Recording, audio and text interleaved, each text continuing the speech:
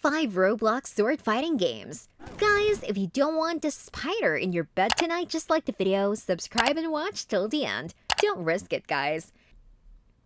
Hacking and slashing your manor via hordes of enemies with an outsized sword in hand is one in all video gaming's finest delights. Sword video games can try for realism, each of their fight and setting or got down to be ludicrous electricity fantasies.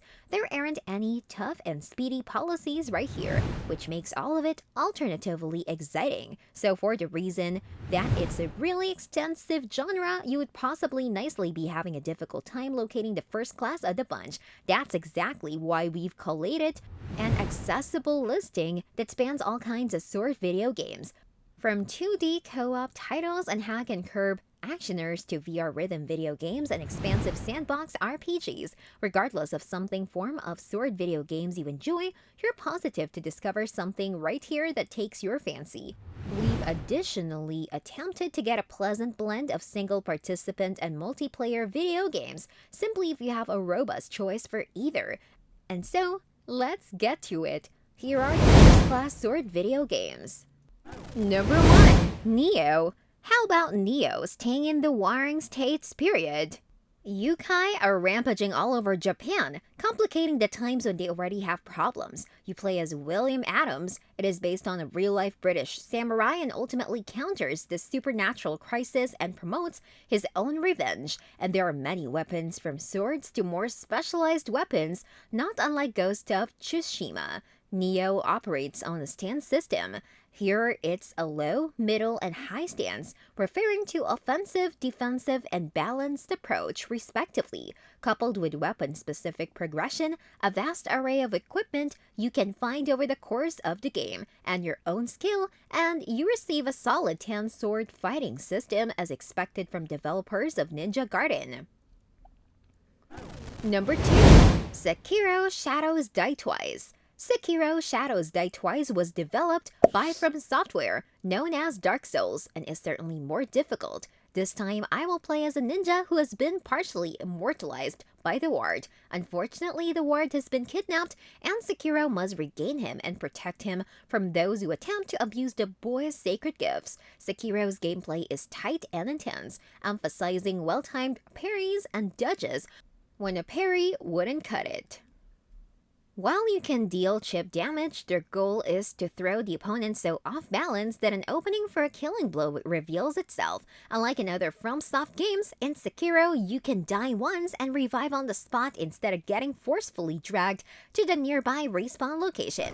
Number 3. Ghost of Tsushima. Ghost of Tsushima is a great game at every level. Developer Sucker Punch has created an open-world game with amazing maps, beautiful graphics, compelling stories, and satisfying gameplay. This game actually contains many cool sword fights. Over time, Atsushi Sakai will be able to access a total of 5 stances, each effective against different types of enemies: Shieldman, Spearmaster, etc. You only have 2 swords, your family heirlooms, Sakai, Katana, and Tanto. But don't worry, not only do you get to upgrade them, but you also unlock fancy skins by completing challenges, finding hidden locations, or just buying them from merchants. Coupled with fancy armor sets, you can not only be a ghost that terrifies entire Mongol camps, but you can also look cool doing so. Number 4. Nidhogg.